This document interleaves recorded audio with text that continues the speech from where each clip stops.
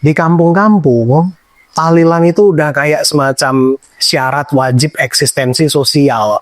Yang awalnya hanya sebatas tradisi untuk berkumpul dan berdoa bersama, makin hari seolah makin dianggap wajib di kalangan masyarakat daerah. Saking senengnya orang-orang kampung ini kumpul-kumpul, sampai orang yang udah meninggal 3 tahun aja masih wajib dibikinin event.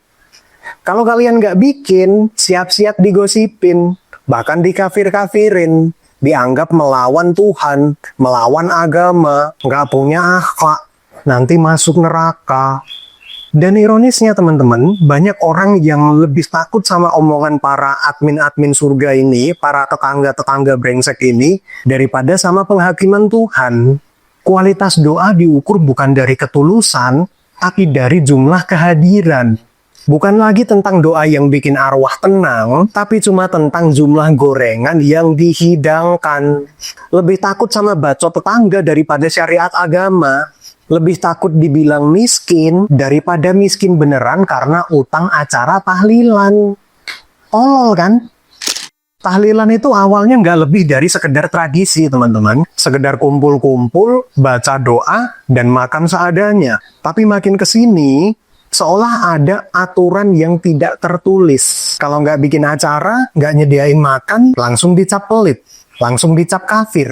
Padahal kalau dipikir-pikir, siapa sih yang bikin aturan kalau doa itu cuma akan sah ketika sudah disaksikan sama satu kampung? Gue pernah kenal sama orang tuanya sudah meninggal, dan karena kondisi dia juga bukan orang yang kaya-kaya banget, tabungannya dikit, tapi karena takut sama omongan tetangga, akhirnya dia bela-belain buat pinjem duit, buat bikin acara tahlilan 7 hari, 40 hari, 1000 hari. Akhirnya apa yang terjadi? Sawah warisan orang tuanya diambil rentenir, dan di titik itu gue mikir, ini orang kok kayaknya lebih takut sama omongan tetangga ya, daripada sama masa depan anak-anaknya.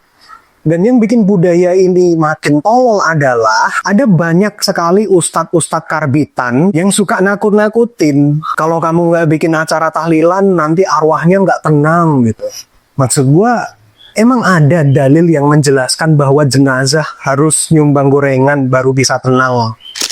Kalian sadar nggak sih? Tekanan sosial di kampung itu lebih horor dari debt collector. Kalau nggak bikin acara tahlilan, siap-siap dihujat satu kampung. Dibilang nggak sayang sama keluarga yang meninggal, nggak taat agama, nggak islami, melawan akidah, kafir-kafirin, masuk neraka. Banyak pak bacot-bacotan orang kampung itu banyak yang so tahu. Padahal kalau dipikir-pikir, apa hubungannya sayang sama keluarga atau taat agama dengan jumlah nasi kotak? Lucu kan? Tapi nyatanya ada loh orang yang bela-belain ngutang buat beli nasi kotak tahlilan, padahal SPP sekolah anaknya aja masih nunggak. Dan ditambah lagi, mental inferior orang kampung ini makin memperparah. Selalu aja mikirin apa kata orang, mau masak sederhana, takut dibilang pelit. Mau nggak bikin acara karena keuangan yang mepet, takut dibilang durhaka, takut dibilang kafir, takut dibilang nggak sesuai syariat. Akhirnya hidupnya bukan lagi diatur agama, tapi diatur sama bacot tetangga. Dan yang paling ngeselin adalah orang-orang yang kritis, orang-orang yang mempertanyakan justru dianggap aneh. Ketika ada satu keluarga yang berani untuk mengatakan, kali ini kita nggak bikin acara, kita putuskan untuk doa sederhana aja di rumah. Apa yang terjadi? Mereka biasanya jadi bahan gosip satu RT. Padahal yang bener justru mereka yang berani untuk memutuskan. Tapi di negeri Wakanda ini, kalau lu bener, kalau lu mempertanyakan, lu malah kelihatan aneh. Saking banyaknya orang tolol, jadi yang pinter kelihatan goblok. Kalau lu kritis, dianggap melawan adat, bahkan melawan agama. Dan lucunya, seringkali orang-orang tolol yang sok religius ini lebih semangat untuk bikin tahlilan daripada sholat jamaah. Masjid sepi, subuhan cuman imam doang sholat sendiri. Tapi kalau ada tahlilan, apalagi ada nasi kotak di dalamnya, full tim yang biasanya nggak pernah kelihatan di masjid langsung berubah jadi si paling agamis. Karena apa? Karena ada gorengan. Dan lebih tololnya lagi teman-teman, sekarang ini tahlilan itu udah kayak paket catering. Ada tarif ustadz, ada tarif penceramah, ada tarif berapa orang yang mau dihadirkan, bahkan ada paket doa kilat. Mau yang cepet atau yang panjang, harganya beda. Semuanya bisa diukur pakai duit.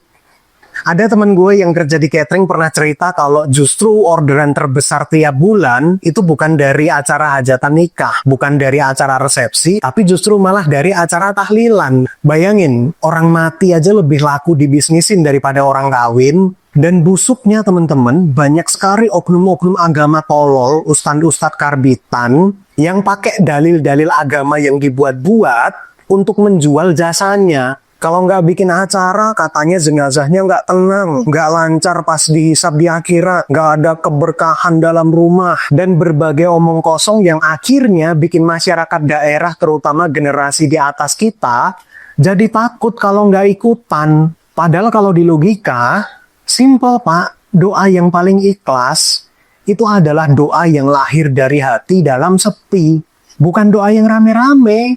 Atau bukan doa yang lahir dari invoice. Gue tahu pasti akan ada orang yang bilang, loh ini kan budaya, harusnya kita jaga dong. Tenang aja, gue paham kok. Gue setuju kalau kita harusnya memang menjaga budaya warisan leluhur kita. Tapi masalahnya, budaya yang diwariskan itu harusnya yang bisa bikin hidup lebih mudah. Bukan nyusahin hidup. Jadi kalau tradisi ini bikin orang miskin tambah miskin, itu namanya bukan budaya, tapi beban. Lucunya gini loh teman-teman, agama itu diturunkan untuk membuat hidup lebih ringan. Tapi tradisi seringkali mempersulitnya. Doa yang harusnya cukup wudu, duduk, dan khusyuk, tapi sama tradisi dituntut harus ngundang orang, harus nyediain gorengan, harus bikin teh anget ratusan gelas, sama nasi kotak. Jadi tradisi bikin doa yang harusnya sederhana, jadi ada duitnya. Gue bukan orang yang anti sama tahlilan ya teman-teman. Gue tegaskan lagi, tahlilan itu nggak apa-apa. Kemarin gue habis tahlilan, tapi yang bikin gue resah adalah ketika di sekitar gue ada orang yang merasa tertekan sama tradisi ini, sementara kemampuan dia terbatas. Akhirnya mereka harus terpaksa ngutang sana-sini, cuma demi menjalankan tradisi masyarakat yang ditempelin embel-embel agama. Acaranya cuma 2 jam, tapi utangnya berbulan-bulan. Dan itu real, Pak. Terjadi beneran di sekitar gua. Itulah masalahnya. Kalau menurut kalian sendiri gimana? Apakah tradisi ini sudah seharusnya dihilangkan saja? Atau tetap dipertahankan, meskipun dengan hutang? Atau mungkin kalian punya cerita yang relate dengan pembahasan kita kali ini? Silahkan tulis di komen, kita diskusi di sana. Dan kalau kalian berani, coba share video ini di grup WhatsApp keluarga besar kalian. Siapa tahu ada orang yang egonya kesenggol.